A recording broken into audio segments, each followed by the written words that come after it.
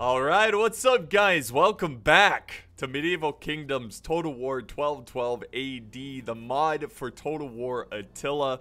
We've got a great 2v2. This is a pitched battle. We have some very interesting alliances here, which makes it, makes it fun. I'm pretty sure this was never an alliance, so we'll start by looking at the factions here really quick. So on this side, we have the Papal States. So the Papal States have mustered their forces, ready to go to war. Now their allies, now I might mispronounce this name, but it's the Gurid Sultanate, which is, it's a sultanate kind of near, I believe, around India, so pretty far east. So yeah, very interesting. An alliance you would probably never see. But again, that's why we enjoy Total War, so we can create some scenarios that never happen and do some what ifs, and I know it's fun. It's fun. It's a fun thing to do. I definitely want to hear what you guys think in terms of what is an actual alliance that happened in history that is one of the strangest alliances. You know, maybe you could be thinking about how France and England went on a crusade together, even though they killed each other for many years, or whatever. Just think of an alliance that you thought was super weird in history that actually happened. I'm really curious what you guys have to say about that. Now on the other side, we have Bohemia. So we have the Bohemian Knights and their great infantry ready to go to war, and across the way, their ally is the Flemish. So the Flemish are joining the battlefield as well. So definitely a weird selection of factions going to war, but it's quite cool. It's going to be a lot of fun. Now, before we dive into this battle, I just wanted to keep you guys in the loop of what's going on, at least like personally, and how it might affect the uploads. So you might see a little less uploads for this month because I am in the process of selling my house.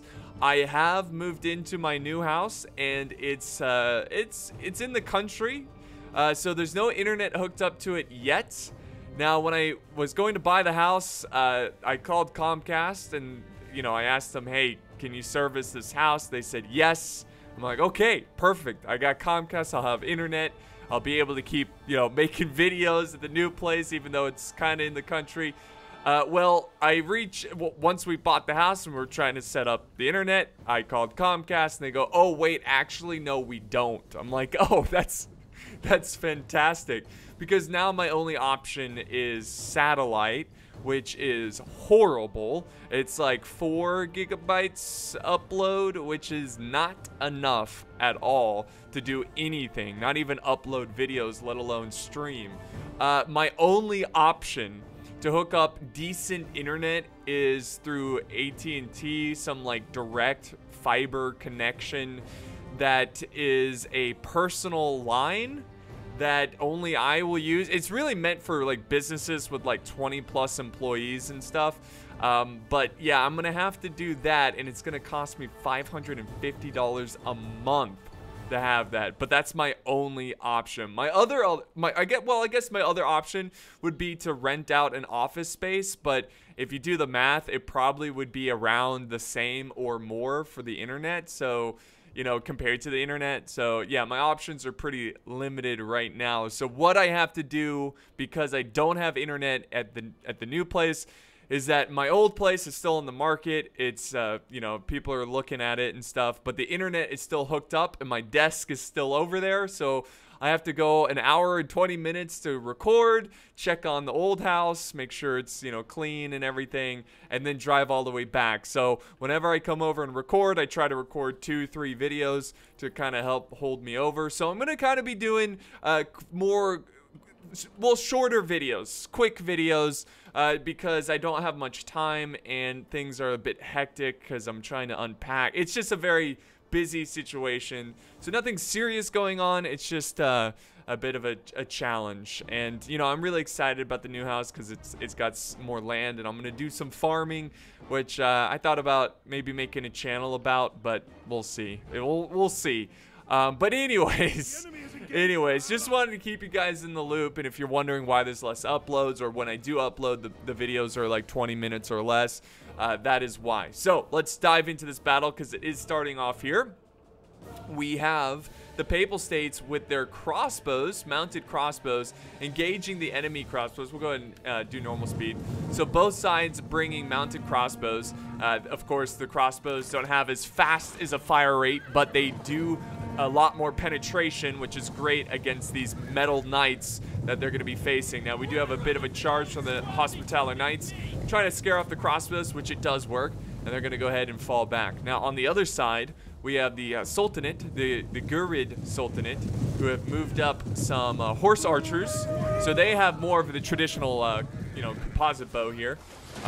And they are going to be able to get a lot of volleys off, you know, high rate of fire. And they're just kind of harassing the right flank of the Bohemian Macemen. Not doing too much damage. They're definitely weakening them, I guess. They haven't killed anyone yet because of their heavy armor. I mean, it's just like, I guess it's kind of like water hitting a cliffside. You know, it's not doing much. Over many years, it will do something, but, you know, erosion and whatnot. But right now, it's not doing much. But they are wasting a lot of ammo. I like how he shifted his troops. Now they're starting to drop. So they are starting to get through the hit points and whatnot.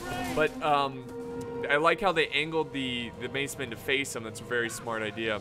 So that's going on. But there's some cav on the far flank for Bohemian Knights, but they're just waiting for the command to push in. Let's go back over to the other side. And we are seeing kind of a natural pattern here, a natural tactic that you see in many 12-12 battles. It's the Cav Engagement Flank, as I like to call it, I guess. It's not a very convenient name to call it. Basically, it's the Cav Engage. Well, I just said the same thing. Cav Engagement Flank. I'm gonna stick with that. Basically, what happens here is a lot of players will put their Cav on the flank, and then they'll send in a cheap spear unit to support them to try to get the edge over their opponent in the Cav battle. And that's kind of what we're seeing right here. We've got Hospitaller Knights moving in. We have a spear unit who's kind of covering the retreat of the mounted crossbowmen, which is, you know, a good move right there. And, you know, the Hospitaller Knights are not going to charge in fully. I think they're just there to scare off the crossbows and give some breathing room to this flank. But the Hospitallers have not, I don't think they've taken any casualties. I mean, again, they're a very tanky unit. Let's go back over here. There's some rustling in the leaves over on this side. A lot of troop movement. A lot of troop movement going on. General and some cav shifting over that way.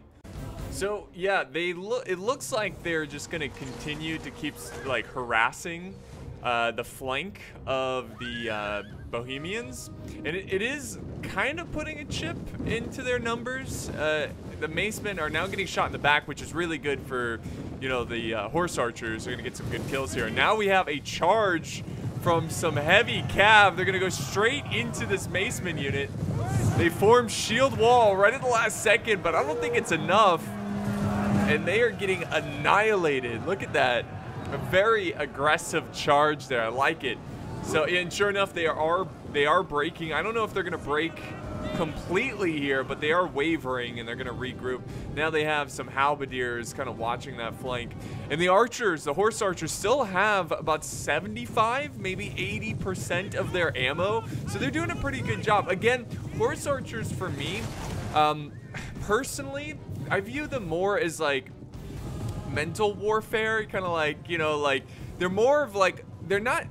Let me try to explain this a little bit better. And by the way, what's going on over here? Okay, let's hold that thought really quick. Hold that thought. Over on this side, you can see they're both stretching out units, and they continue to gather more and more units on this flank. And they are going for an aggressive push, but they're just going to skirmish down what's over here. But what I was saying is, skirmish cav seems more like a mind game type unit, where you're trying to be annoying, and they can rack up a lot of kills, don't get me wrong, and they can kill very vulnerable units if you're not paying attention. Like, they could, you know, focus down archers or even run them down, because that's what makes horse archers so versatile. They can switch to melee in a split second. But, you know, if you keep them at bay, you keep them on their toes, I don't think horse archers are that devastating. Again, it just depends on the situation. You just got to make sure they don't hit any of your very expensive, vulnerable units, units to arrows. Like these heavy axemen, which some are invisible. I guess I need to reinstall the models pack there. I don't know why it's not loading in properly. But the heavy axemen are pretty weak to archer fire, so you kind of have to watch out for that. The macemen are still taking the brunt of it, but at that point, whatever. This unit's already... I mean, it sucks to see a unit only have 1 kill, especially macemen, because they're pretty expensive. But it is what it is, and they're kind of absorbing most of that ammo. So we'll see how that plays out. Now back over on the other side, same thing going on here. The horse archers just harassing each other, doing that mind game, being a thorn in the side. I guess that's a better way to explain it. It's a thorn in the side, you know, where you're just trying to make your opponent be annoyed as much as possible. Now, looking at the formations, this is looking really promising for the Flemish here. They have a huge force that is attacking this pretty thin line from the Papal States. Now, keep in mind, they do have some pikemen here, and they also have some dismounted Knights Hospitaller. Look at these guys. Look how awesome they are. They are going to be tough to take on for sure. So we'll see how that plays out and if they can fight through this formation. Now, something weird is going on here. Look at this. There's pikes moving in. So this is our first infantry engagement. The Flemish pikemen are taking on this light melee unit, which I think they're going to easily beat here, especially with the support of the dismounted men-at-arms, who are now charging more of this light melee that are just way out of position. Now, on the other side, I think the reason they weren't paying attention and they're out of position here is because the player is focusing his flank on this side. Now, on the same side, look at this. At the same time, the units, both armies decided to go in, and there's a huge cav engagement on this flank. So you can see that the macemen have charged in. The cav is just brutally hacking and bashing at each other. Here comes some more infantry support. They've got some heavy melee infantry from the Sultanate faction. And we do have the horse archers that need to be... you know, you need to pay attention to where they are, because they could, you know, easily throw down their bows, go into melee, and change the odds of this battle here. Now more spearmen are going into this fight. We need to slow it down here because there's so much going on in a short amount of time. So lots of infantry, lots of spearmen going into this fight while the cav continue to fight each other. But at the same time, we have the Bohemian infantry who are sending in their macemen as well. So things are getting really spicy here as this fight continues. And this is going to be a very big... Like, what happens here is going to be huge in terms of this battle. Now, over on this other flank, I don't know. It seems like Bohemia has way more troops than the Sultanate faction, and some invisible troops as well. But yeah, they are definitely overwhelming the infantry of the Gurid Sultanate. Now, keep in mind, their best unit, one of their best units, are these archers right here, because they are considered light melee infantry, so they can fight pretty well in melee. So what they're probably going to do with these archers is use up all their ammo and then throw them into the melee, which, you know, I've seen units like these get tons of kills. I mean, look, they already have 54 kills. This one has 34, and they still have more than half their ammo. This one has 35 kills. So together, they all have over 100 kills, and look at these big blobs right here that they're forming up, the Bohemians. So this is prime archer focus fire, like, target right here. You want to focus fire all of your ammo and do as much damage as possible. Now, back over on the other side, we have, it looks like the Flemish are kind of winning over here. They've kind of they took control of this right flank of the Papal States. In the center, though, let's do some normal speed. In the center, the pikemen are pushing right down the front line, and they're doing a really good job. He's trying to keep them at bay with Hospitaller Knights, but the Hospitaller Knights will get chewed up by the dismounted men at arms, and that's a good idea for him to disengage. But they need to kind of reform here quickly and watch this flank. You see how they're kind of forming a makeshift wall here, and they are relying on their pikemen to try to win the day, which they are doing a decent job. And also, let's not forget the dismounted Hospitaller Knights also doing very well. So the Papal States are doing decently well on their left flank, but it's the right flank that's the major problem.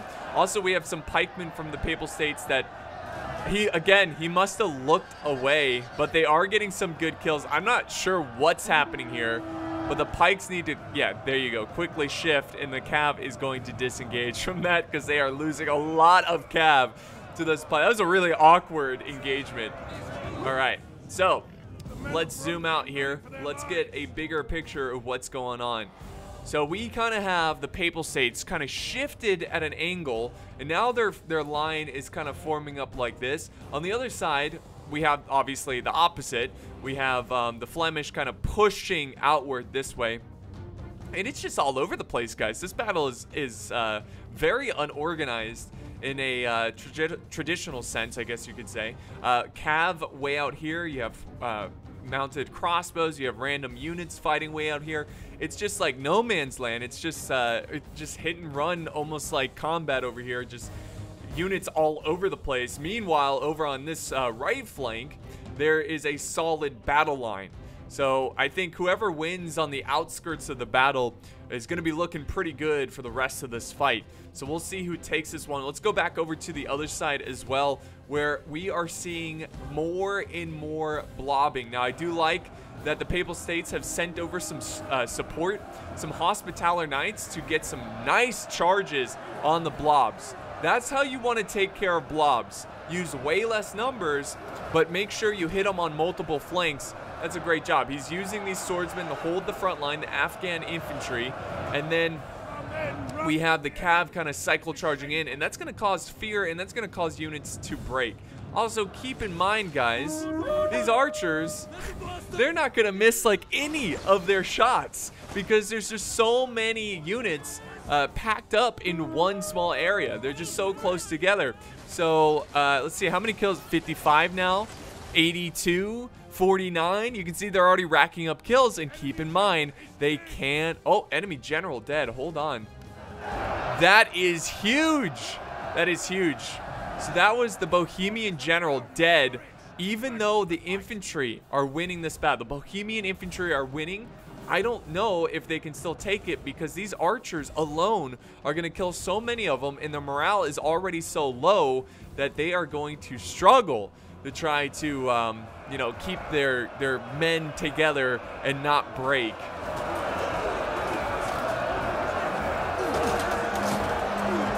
All right, so a lot of arrows coming in from the Sultanate faction. The general still has ammo as well. Ooh, horse archers coming in. Horse archers coming in. This is the Flemish horse archers, or the horse crossbowmen. They're going for the archers. They still have a good amount of ammo, but they have decided to back away. Look at that. Let's go back over to this side. Let's see how this is progressing. It looks like the Flemish are winning this engagement, which is really good for the Bohemians because the Bohemians are losing their engagement. So if they want to win this as a team, the Flemish definitely have to not only win, but win with enough troops to take on most likely the victor over there, which will be the Gurid Sultanate. So these pikes have been doing a great job. Only 39 kills so far, but they're definitely making this front line difficult. This pike unit only has 3. I guess they're just now kind of sending them in because they have very healthy numbers as well. But they need to hurry up. This is not good for the Flemish as their front line is cracking. But a lot of Flemish Cav is still alive on in the back lines behind the Papal States. So the Papal States could be in trouble if they don't quickly defeat this infantry before the Cav starts wrapping around. Let's go back over here, and no surprise whatsoever, the big blob of death is dying. All of their units are breaking. Mostly, well, one, they're surrounded, but also their general died. and they're getting shot in the back by these archers. I mean, talk about just a roller coaster of a battle where it looked like so clearly that the Bohemians were gonna win this one. If they just spread out their troops a little bit more, imagine if they just took one infantry from this blob to chase down the archers. Not necessarily to kill them, but to make them disengage and run away a little bit, to buy more time for your infantry to kill the enemy infantry without being shot in the back. Here comes a nice charge, and that's going to seal the deal right there. That is going to be a Gurid Sultanate victory, and they did a great job of kind of using the strength of their faction. They did a lot of hit and run with the horse archers. They relied a lot on their archer infantry that they have over here. And of course, the Cav did fantastic. So their infantry might not have compared to the Bohemian infantry, but it doesn't matter, because also taking out that general was huge, because it caused a huge morale loss for their forces. Now let's go back over to this side, and if you're the Papal State player, you are trying to inflict as much damage to the Flemish as possible. That way, yes, you will lose the battle. And there goes the general. The Papal State general is dead, or he has broken, so that's going to cause a huge morale loss amongst the recruits and whatnot. But you want to try to do as much damage as possible so you can better help your teammate. You know, obviously a weaker force is better for this force here, but looking at the balance of power, it's looking really good for the Flemish. Look at that. The red represents the power of the Flemish, and the yellow represents the Sultanate, the Gurid Sultanate. Now Gurid is charging forward. It looks like he's trying to get into the fight early. That's a smart move for the Gurid Sultanate, because he wants to try to get in there and start a fight before the Flemish can properly reorganize his army, formations and whatnot. And it looks like, actually it looks like he's pulling away now. Good move by the Flemish to try to fight back and to give their infantry more time. They're sending up the mounted crossbowmen, and they're going to shoot as much as possible. Now we do have some shots coming in, and it looks like he's going to sweep in here. This is a risky move, but he's got his heavy shock cav. Let's see if they can actually get there. It looks like they will be able to. And oh my god! Oh my god! Did you see that charge? Does that break him? It did. That was amazing. Okay, that heavy shock cav just like took out an entire unit. That was like the equivalent of a kamikaze like fighter, fighter plane going in. Like it was a suicide charge, but it did so much damage, it was completely worth it. That's one less horse archer you're gonna have to worry about. Technically they're still in the game, but they're wavering and they're not gonna put up much of a fight. So that was a huge cav charge right there. Does it help? It certainly does, but the balance of power is still in favor of the Flemish. The Flemish still have their general. There's a little pike battle going on. I'm surprised he doesn't charge the rear of these pikes, because he's going to need these Flemish pikemen for this battle over here. If we quickly assess the forces really quick, we can see that I think the infantry is in favor of the Flemish. Also, they do have a cav presence, but they got to be careful. They shouldn't charge into spears like that. Keep the cav alive. That's how they're going to win this battle. If the Flemish want to win, you got to keep the cav alive. If the Gurid Sultanate wants to win, this thin line of infantry needs to try to hold on as long as possible while the archers use up all of their ammo. Once they use up all their ammo, then charge them in as infantry. We do have some Papal soldiers. This is what's left of their forces, kind of regrouping with this ally. Just everything adds up. Every man matters in this situation. Here comes another suicide charge by these heavy bow cav. Another suicide charge. So it's a heavy bow cav that has shock cav capabilities. This one wasn't as devastating, but still did some important damage to the Flemish army, and they are causing the dismounted. I'm not sure how to pronounce that one. It's the dismounted soldiers, a heavy soldier unit break. So that's pretty huge. And look at this. They're actually pushing. They're pushing. They've got them unorganized, and they're going for the kill. Actually, it looks like they were going for the Cav. Now the archers are focusing their fire all in one unit. He's going after these deadly dismounted men-at-arms. Look at it. It's raining down arrows as they focus them down. The general, though, the Flemish general, is making his way. He's looking for a move. I think he wanted to, yeah, he wants to get behind the enemy infantry that pushed up, but they are already breaking. We have the Papal States who are holding right here against pikemen, Flemish pikemen. On this side, we have the horse archers who are just charging in and just slowing down this flank by the Flemish spears, the Flemish army. And then back here, we have the general, the Gurad Sultanate. They're all pushed up. Let's see if they go for any. Nope. They're gonna fall back. It looked like he was thinking about charging his Cav in, but he's got to keep the general alive. Oh, that's too bad. The Papal States are officially out of the game, and here comes a counter charge by the horse archers. I think we're gonna see the general stop and maybe turn around. No, he's using what's left of his ammo, which is smart. The balance of power is still in favor of the Flemish army. Let's see if the Gurad Sultanate can kind of turn this one around. I like how he's doing these kiting. He's doing a lot of kiting. He's trying to use up as much ammo as possible with his archer infantry, the light infantry. And by doing that, he actually finds himself surrounding these spears of the Flemish, who are like a heat-seeking missile going after the general, which is risky because they're running through enemy infantry. And I think we're starting to see the Flemish kind of spread out too thin. They are spread out too thin. They should have concentrated their forces, and they should have kept the army together, because now the Gurad Sultanate can kind of defeat them piecemeal, which is what they're doing. They won over here. They killed these spearmen. They're probably going to kill these dismounted men-at-arms, which is a great unit. But they're going to get shot by two angles. By the light, what are these? The Gori tribesmen?